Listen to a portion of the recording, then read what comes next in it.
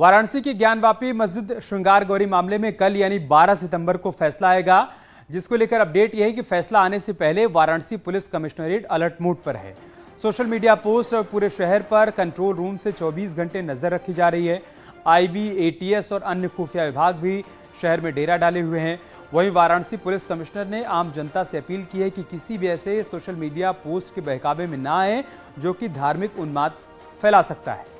उसके खिलाफ तत्काल कंट्रोल रूम को सूचना दें या फिर अपने नजदीकी पुलिस सहायता केंद्र को सूचित करें, नहीं तो आप 112 पर डायल कर भी सूचना दे सकते हैं।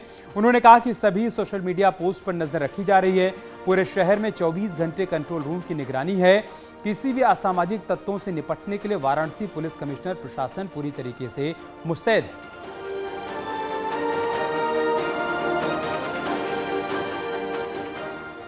और हिंदू पक्ष के वकील विष्णु जैन जी हमारे सहयोगी अनुपम के साथ इस वक्त जुड़े हुए हैं। सीधा अनुपम के पास चलते हैं। अनुपम, बातचीत शुरू करिए विष्णु जी से। बिल्कुल। देखिए, सबसे बड़ी बात यह है कि ज्ञानवापी श्रृंगार गौरी के मसले को लेकर के जिस तरीके से फैसला आना है, ऐतिहासिक दिन है कल और उस पर अब सबकी निगाहें टिकी हुई हैं। ऐसे में हर किसी का फोकस हिंदू पक्ष के वकील विष्णु जैन के तरफ है कि वो समझना चाहते हैं कि किस तरीके से हिंदू पक्ष ने अदालत के सामने तमाम दलीलों को रखा है और मुस्लिम पक्ष ने जो दलीलें रखी हैं वो कितनी कारगर साबित होती हैं, कितनी महत्वपूर्ण हैं वो दलीलें, क्योंकि हिंदू पक्ष लगातार मुस्लिम पक्ष की दलीलों को खारिज करता रहा है। विष्णु जी, कल का दिन ऐतिहासिक दिन है और जाहिर तौर पर हिंदू पक्ष ने मई के बाद से लगातार कई दलीलों को कोर्ट के सामने रखा है। कितना महत्वपूर्ण दिन आप मान रहे हैं? देखिए, बहुत महत्वपूर्ण दिन है। चाहे काशी के केस में प्लेसेस ऑफ वर्शिप एक्ट का मसला हो, चाहे वफ एक्ट का मसला हो, चाहे वफ नंबर 100 का मसला हो, चाहे दीन मोहम्मद के केस का मसला हो, चाहे सर्वे नंबर 9130 का मसला हो, चाहे विजिबल और इनविजिबल डेटीज का मसला हो, ये सारे मसलों पे हमने अपना पक्ष कोर्ट के सामने रखा है। और हमारा यही कहना है, हमारा जो कहना है उसका सार यही है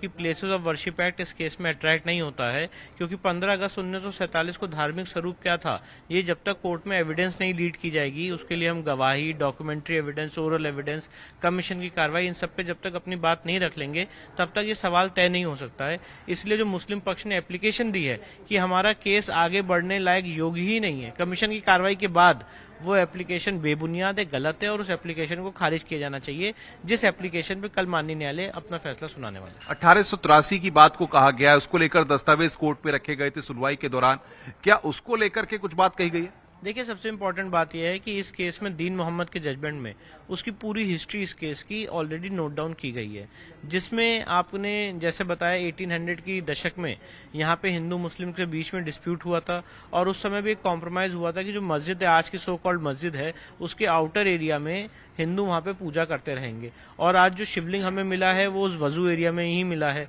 तो सवाल ये बनता है कि डॉक्यूमेंट्स 1800 के हैं, 1883 के हैं, जेम्स प्रिसेप का नक्शा है 1826 का और उससे पहले के भी डॉक्यूमेंट्स हैं, औरंगजेब के तोड़ने का फरमान है।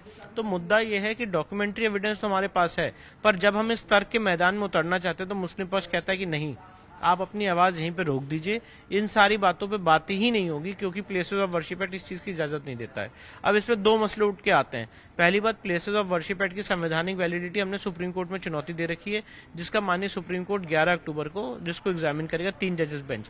साथ ही साथ काशी के केस में places of worship act apply नहीं होता है, क्योंकि इस जगह का धार्मिक स्वरूप 15 अगस्त 1947 को एक हिंदू मंदिर का था। यहाँ पे प्लेसेस ऑफ वर्शिप एक्ट हमारे पक्ष में अप्लाई होता है। मैं आज आपके माध्यम से सवाल पूछना चाहता हूँ इस देश के हर एक आदमी से जो मुझे सुन रहा है। नवंबर 1993 में व्यास जी के तहखाना था, व्यास जी वहां पूजा करते थे।